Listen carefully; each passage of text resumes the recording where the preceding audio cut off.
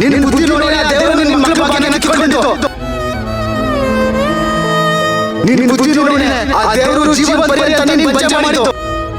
ಇವಳು ತುಂಬಾ ಕಿಲಾಡಿ ಅಮ್ಮ, ಹಾಗೆಲ್ಲ ಸಾಯೋದಕ್ಕೆ ಹೋಗಲ್ಲ. ಇವಳ್ದೇನಿದ್ರು ಸಾಯೋ ನಾಟಕ ಅಷ್ಟೇ. ಮಗು ಮಗು ಮಗು ಅಂತ ಯಾಕೆ ನನ್ನ ಪ್ರಾಣ ತಿಂತಿದ್ಯಾ?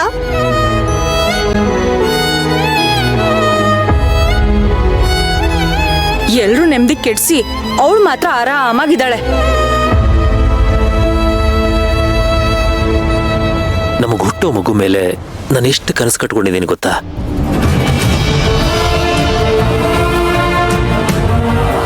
ತಂದೆ ಆಗೋದು ಅಂದ್ರೆ ಎಂತ ಪ್ರೌಡ್ ಮೂಮೆಂಟ್ ಗೊತ್ತಾ?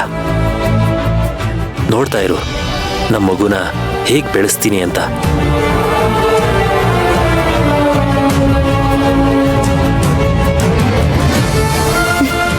ಆಯ್ತು ಸರ್, ನಾನಿನ್ಯಾವತ್ತೂ ಸಾಯೋದ್ರ ಬಗ್ಗೆ ಯೋಚನೆ ಮಾಡಲ್ಲ.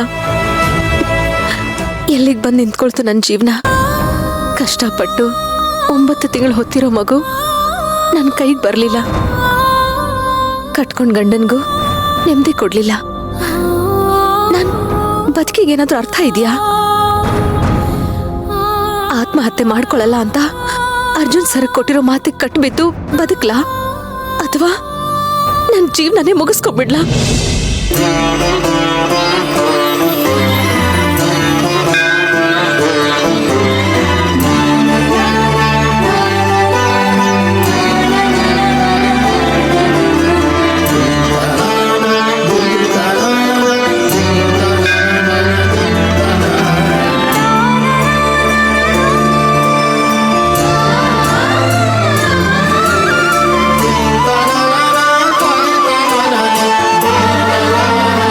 ಗೊತ್ತಿಲ್ದಿರೋ ಊರಿಗೆ ಬಂದು ಇಲ್ಲಿ ಒಬ್ಬಂಟಿಯಾಗಿ ಕೂತಿದ್ದೀನಿ. ಇನ್ನು ನಾನು ಹೇಗೆ ಜೀವನ ಮಾಡ್ಲಿ? ಯಾರಿದಾರ ನನಗೆ?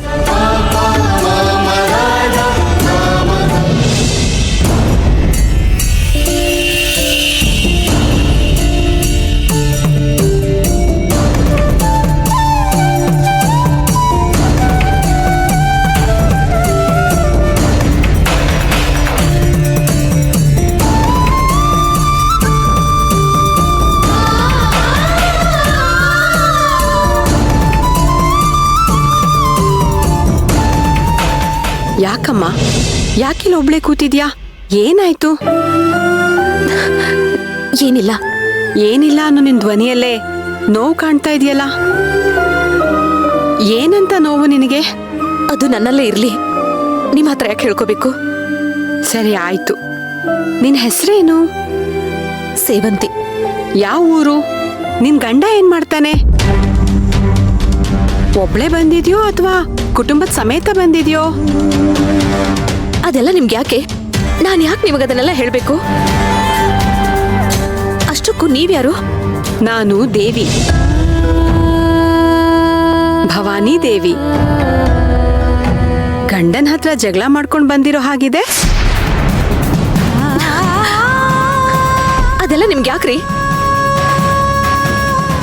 ಸರಿ ಸರಿ, ಕೋಪ ಮಾಡ್ಕೋಬೇಡ. ದೇವಿ ದರ್ಶನ ಮಾಡಿದ್ಯಾ? ಇಲ್ಲ.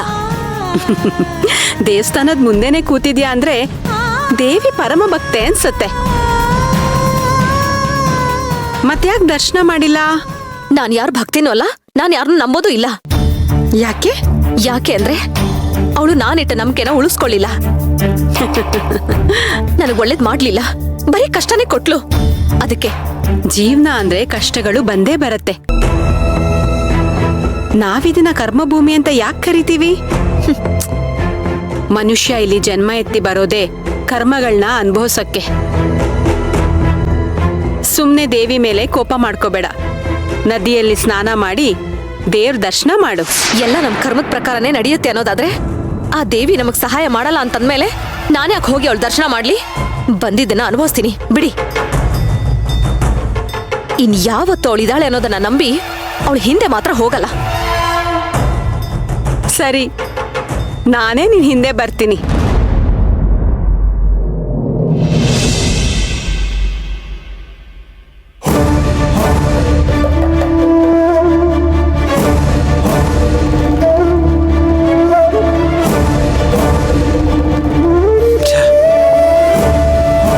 ಅರ್ಜುನ್ ಏನಾಯ್ತಪ್ಪ? ಇವ್ರು ಯಾರಿಗೂ ಅರ್ಥನೇ ಆಗಲ್ಲ. ಎಲ್ಲ ಸೋಮಾರಿಗಳು, ಹುಡ್ಕಕ್ ಮೈಬಾರ. ಇವ್ರಿಗೆಲ್ಲ ಯಾರು ಕೆಲಸ ಕೊಡ್ತಾರೋ?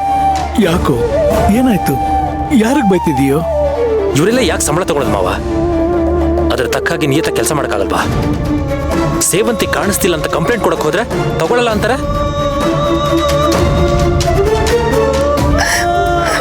ನೀನ್ ಹೆಂಡತಿ ಸತ್ತೋಗಿದ್ದಾಳೆ, ಅವಳನ್ನ ಹುಡ್ಕಕ್ಕಾಗಲ್ಲ ಅಂತ ಮುಖಕ್ಕೆ ಹೊಡೆದಾಗ ಹೇಳ್ದ. ಹಂಗೆ ನಾಲ್ಕು ಬಾರಿಸ್ಬಿಡ ಅನ್ನೋಷ್ಟು ಕೋಪ ಬಂತು. ಒಬ್ಬ ಲಾಯರು ಕಾನೂನು ಕೈಗೆ ತಗೋಬಾರ್ದು ಅಂತ ಸುಮ್ಮನೆ ಬಂದೆ. ಅರ್ಜುನ, ಅಜ್ಜಿ ನೀನ್ ಅಳ್ಬೇಡ ಅಜ್ಜಿ. ಸೇವಂತಿನ ಅವ್ರ ಕೈಯಲ್ಲಿ ಹುಡ್ಕಕ್ಕಾಗಲ್ಲ ಅಂದ್ರೆ ಏನಂತೆ? ನಾನ್ ಹುಡುಕ್ತೀನಿ. ಅರ್ಥ ಮಾಡ್ಕೊಳ್ಳೋ. ಸತ್ತೋಗಿರೋರ್ನ ಹೇಗ ಹುಡುಕ್ತಾರೆ? ನೀನು ಅವ್ರ ತರನೇ ಮಾತಾಡ್ಬೇಡ ಅಜ್ಜಿ. ಅರ್ಜುನ, ಅವ್ರು ಹೇಳಿರೋದು ಸರಿಯಾಗಿದೆ. ಸೇವಂತಿ ಬದುಕಿಲ್ಲ ಅಂತ ಸಾಕ್ಷಿ ಸಿಕ್ಕಿದ್ಮೇಲೂ ಹೀಗಾಡ್ತಿದ್ದೀರೋ? ನನ್ ಮಾತು ಕೇಳು. ಸೇವಂತಿ ನಮ್ಮನ್ನೆಲ್ಲ ಬಿಟ್ಟು ಇಲ್ಲ ಮಾವ, ಈ ವಿಷಯದಲ್ಲಿ ನಾನು ಯಾರ ಮಾತನ್ನು ನಂಬೋದಿಲ್ಲ. ಯಾವ ಆಧಾರದ ಮೇಲೆ ಸೇವಂತಿ ಬದುಕಿದ್ದಾಳೆ ಅಂತ ಹೇಳ್ತಿದೀಯೋ? ನನ್ನ ಮನಸ್ಸಿನ ಮಾತಿನ ಆಧಾರದ ಮೇಲೆ. ನೀವೆಲ್ಲ ಸೇವಂತಿ ಸತ್ತೋಗಿದ್ದಾಳಂತ 10 ಸಲ ಹೇಳಿದ್ರೆ ನನ್ನ ಮನಸ್ಸು ಅವಳು ಬದುಕಿದ್ದಾಳೆ ಅಂತ 1000 ಸಲ ಒತ್ತಿ ಒತ್ತಿ ಹೇಳುತ್ತೆ. ಅಲ್ವೋ, ನನ್ ಮಾತು ಕೇಳು. ಸಾಕು ಮಾವ, ಈ ವಿಷಯದಲ್ಲಿ ವಾದ ಬೇಡ. ನನ್ಗೆ ಯಾರು ಅಡ್ವೈಸ್ ಮಾಡೋದಕ್ಕೆ ಬರಬೇಡಿ. ನಾನು ಯಾರ ಮಾತನ್ನು ನಂಬೋದಿಲ್ಲ. ನಾನು ನನ್ನ ಸೇವಂತಿ ಮಾತನ್ನು ನಂಬ್ತೀನಿ. ಅವಳಿಗೇನು ಆಗಿಲ್ಲ, ಅವಳು ಬದುಕಿದಾಳ ಅನ್ನೋ ನಂಬಿಕೆ ಇದೆ, ನಂಬಿಕೆ ನಂಬ್ತೀನಿ. ಅವಳು ಸಿಕ್ಕೇ ಸಿಗ್ತಾಳೆ, ಬಂದೇ ಬರ್ತಾಳೆ.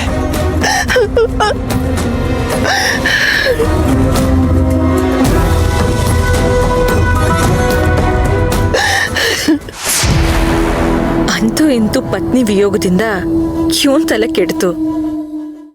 ಅಳಿದ್ರೆ ಅವನ್ನ ನೋಡ್ತಾ ಇದ್ರೆ ನನ್ ಕರಡು ಚುರುಕಂತ ಇದೆ.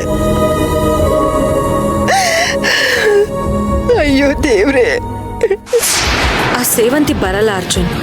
ಜೀವನ ಪೂರ್ತಿ ಅವಳಿಗೋಸ್ಕರ ಕಾದು ಕಾದು ನೀನು ಎಲ್ಲನೂ ಮರಿಬೇಕು.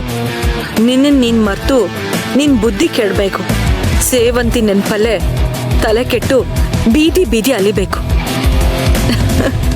ನನಗಂತೂ ಪರಮಾನಂದ ಆಗ್ತಾ ಇದೆ.